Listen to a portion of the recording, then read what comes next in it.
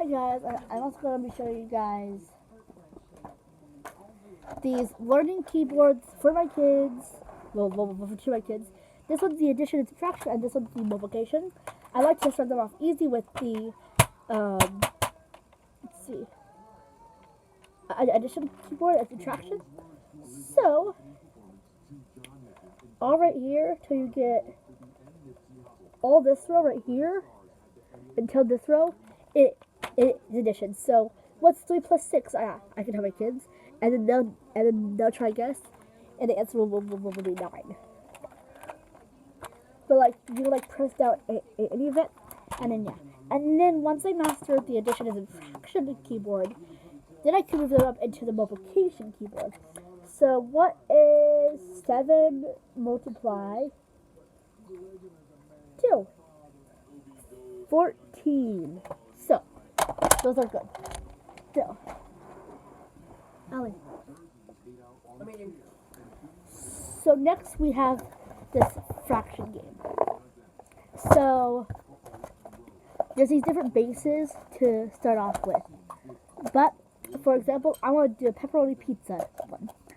So, or I can do so I start it on this one, and I want them to get the skinny piece. So I want them to get a 1/10. It could be of anyone. So it could be of in like olive. It could be of this, but they have to get a 1/10 piece. 1/10 piece, and match it up with their pizza. And it doesn't have to match. You actually don't want it to match. You can have an example. So 1/10. So you cover 1/10. Now I'm gonna do a 1/4 pizza. So I decide on this one, or you could do a different one. I think I will do the 1/12 pizza.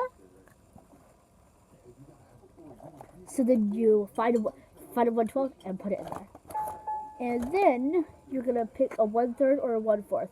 I decided on a 1/3 because it's easy and I can fit it in there. So here is a olive. And I just place it in there. And here's how it goes. So I would ask them to pick a base. Then they would pick one of the slices that's a 1/10 on it. It could be any. Then I would ask them to pick a slice with 1/12 on it. It could be any again. And then I would ask them to pick one with 1/3 on it or 1/4 on it, and it could be any slice. It just has to be that size. So that's how I play this fraction game. Well, at our house, that is. So do it. So there's that. Let me place them back up, and now I can do the other cards.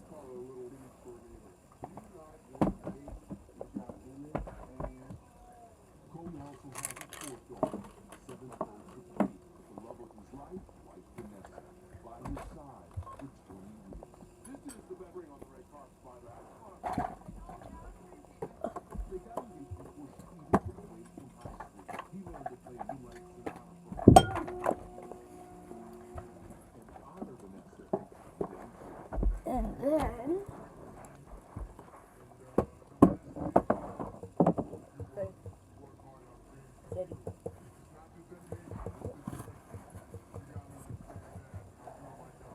then now I'm going to get on into the like workbooks that we use in homeschool. First workbook we use, it's a first grade workbook. This is mainly for my third grader. No, third grader. Well, what I 3-year-old. It just has like lots of like educational activities and stuff. We also use this one for my 6-year-old. It's the second grade workbook, but they trade them back and forth. So it's a really nice book to get them started on their educational type of Then we have Journeys. This one I use for my 3 and 6-year-old for the beginner stories because I want to know, I want to like, basically want them to start off with these beginner stories and like, sort of like know the words and then, like these like main stories in the book, so you can like know the words and like do the words. So it's a good book. We also have the Giant Beginner Giant reading one, and this is a 6 to 8. Now this is perfect for my kindergartner, so he'll be using that. We also have edition for first grade. This is a good going to use for my 6-year-old and 3-year-old because they like this type of stuff, and I find it a lot easier than their average edition workbook. Then we have Artist Rise the fifth grader for $3, and I find that this is a really cool book. Even though they're not in 5th grade, I like for my teenagers to do this to know some education. We also have algebra. Yes, my teenagers take algebra in school, so we have this algebra paperback book, and it's not as hard as you think, but it's a pretty nice thick book too. Paperback, like that. Then we have the Old West coloring book. This one I usually do for my 6-year-old and 15-year-old because it's more like boyish and like they like this type of stuff. So yeah. They also have the Summer Bridge activities. Their public school that they went to was named Summer Bridge, so this is a really good activity book because I have what their public school used to be. So it's sort of like a reading one than anything, but yeah, it's for 3rd and 4th graders. We haven't started this one yet. We haven't started this workbook yet. Neither have we with these two. We haven't started schooling with these three workbooks yet because they're not in that grade. But when they're in that grade, I would definitely use those books. We have another Summer Bridge activity. This is for 6th to 7th grade. This I use, well, these two I use for my teenagers, huh? So this one's more for a 15-year-old boy because it has like a lot of reading comprehension in it, and it's something that he likes, and it's like a lot of words. And then this one is for my 16-year-old, and that is up there. Say hi. Hey. Ooh, so this is Summer Bridge activities, and she does this. It's sort of like really, but you have to do a lot of reading to understand what problem solving that you're going to do, and some flashcards in it too. There's also this multiplication one. We use this one for my 6-year-old, but again, 6 and 3-year-old. I just think it makes multiplication more funner with like all these cool things in it.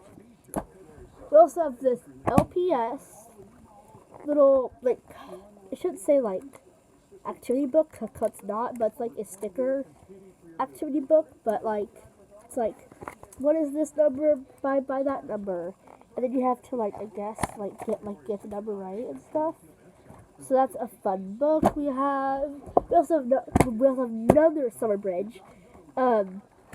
This one is mainly for my 3-year-old because it's kindergarten, so we use that, and it has a lot of doesn't really have like a lot of reading like her two bigger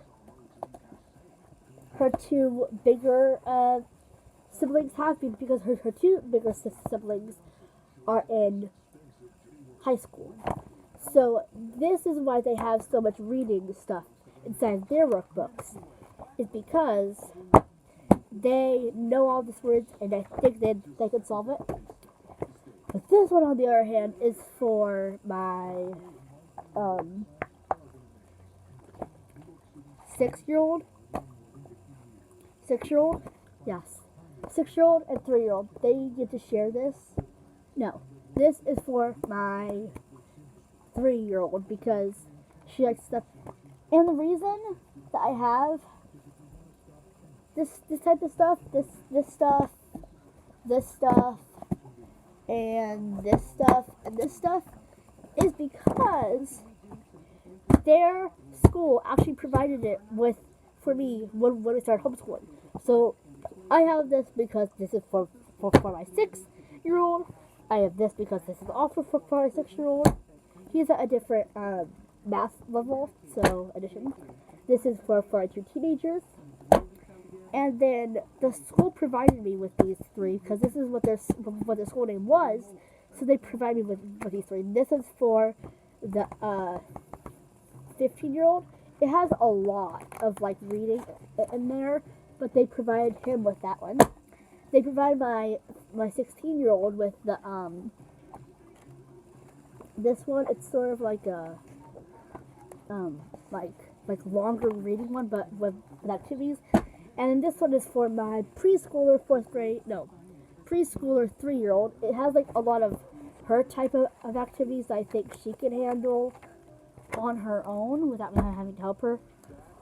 We also have the math. So this is a math workbook for 3rd grade. This one I usually don't use unless it's for my 6 and 3-year-old. They also have another pre-algebra book. I know pre-algebra is getting high these days, and this one is actually for my 3 and 6-year-old. But believe it or not, they're taking algebra too, and this is for grade 6 through 8. And I know that this is for 6th to 8th graders, but hold on a second. This is for my younger kids because I already have pre-algebra books for my teenagers. Then we have Time Money. This is another high quality best book because it tells them about the time and the concept of money for my 6 and 3-year-old. Then we have a 2nd grade. This one we haven't been using yet, but we will. It's a 2nd grade workbook, and I think that these are really good workbooks because they have a lot of education in them.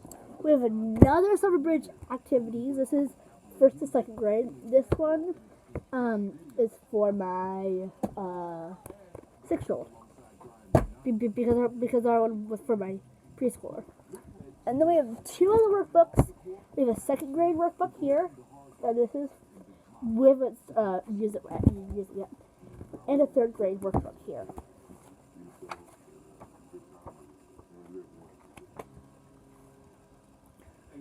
So, thank you guys for tuning in to this video. I know it was a really short one and a really stupid bad one.